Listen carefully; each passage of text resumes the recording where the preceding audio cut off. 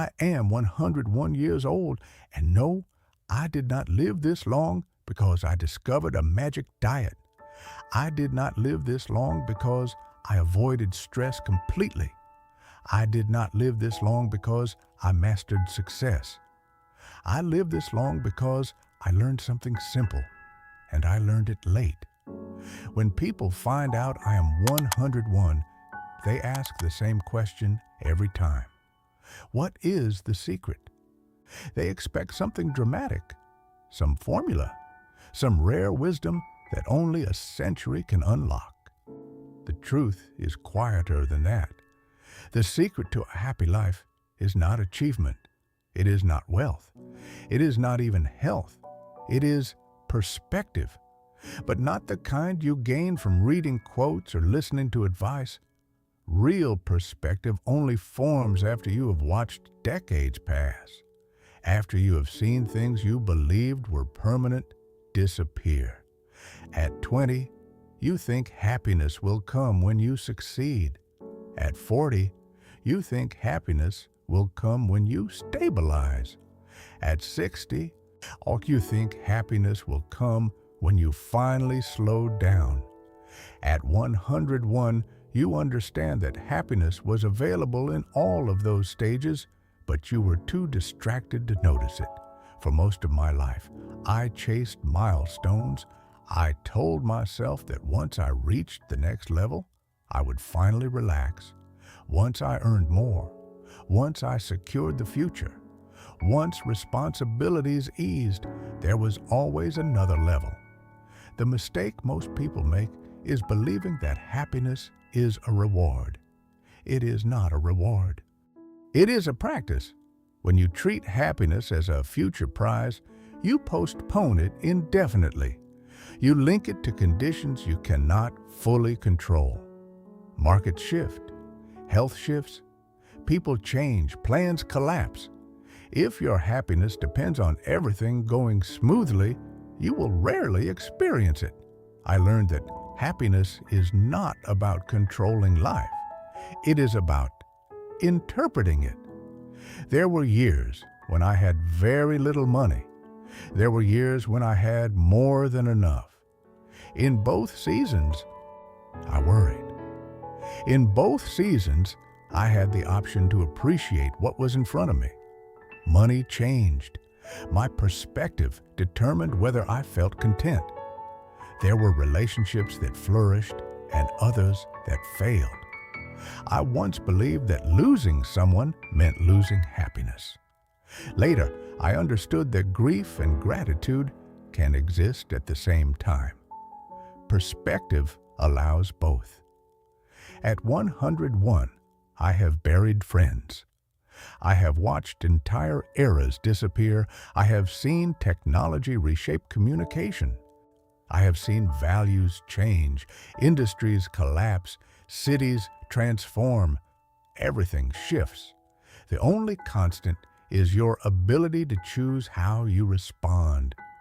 When something went wrong in my earlier years, I reacted quickly. I assumed inconvenience was injustice. I treated obstacles as personal attacks. I allowed small frustrations to dominate entire days. Now, when something goes wrong, I ask a different question. Will this matter in 5 years? If the answer is no, I refuse to give it 5 minutes of peace. That question alone changed the quality of my days. Most people sacrifice their daily peace for temporary problems. They argue over minor misunderstandings. They hold grudges over forgettable moments. They worry about opinions that will be irrelevant next month. A century teaches you scale. Scale teaches you calm. Another part of the secret is this: relationships matter more than achievements. I have accomplished things that once felt enormous. Got promotions, purchases, recognition.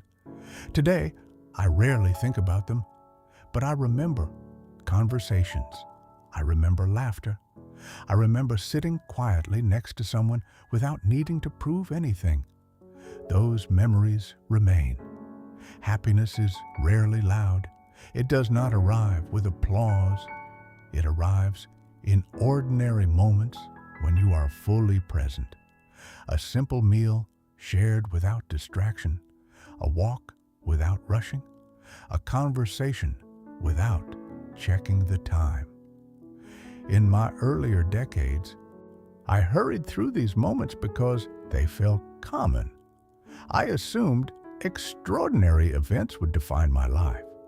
Extraordinary events are rare. Ordinary moments are constant. If you ignore ordinary moments, you ignore most of your life. At 101, I do not regret working hard. I regret worrying so much. I regret postponing joy because I thought it required perfection. Perfection is unnecessary for happiness. Contentment grows when you accept imperfection without resistance. This does not mean you stop improving. It means you stop delaying appreciation. If I could give one instruction to my younger self, it would be this: stop waiting for life to stabilize before allowing yourself to enjoy it. Life does not stabilize. It evolves. In the next part, I will tell you the daily habit that protected my peace even when circumstances were unstable, and why that habit matters more than any achievement. The daily habit that protected my peace was simple. I practiced deliberate appreciation, not occasional gratitude when something impressive happened, not polite acknowledgement, deliberate appreciation of ordinary life. Every day, I asked myself one question: what is working right now? Not what is perfect, not what is impressive, what is working? Is my body functioning today, even imperfectly? That is working. Is there someone I can speak to honestly? That is working. Is there food on the table? That is working. Is there time to sit quietly? That is working. This habit trained my mind to notice stability instead of scanning constantly for threats. Most people wake up and immediately search for problems. They check messages. They anticipate conflict. They worry about future tasks. Their attention is directed toward potential disruption. When you live that way for decades, your nervous system remains tense, even when nothing urgent is happening. Happiness cannot grow in constant tension. Deliberate appreciation interrupts that tension. It reminds you that even within difficulty, there is something steady. There were years in my life when circumstances were far from ideal. Financial uncertainty, health scares, disagreements, loss. I did not avoid those realities, but I refused to let them define the entire day. If something was wrong, I addressed it. Then I returned my attention to what remained intact.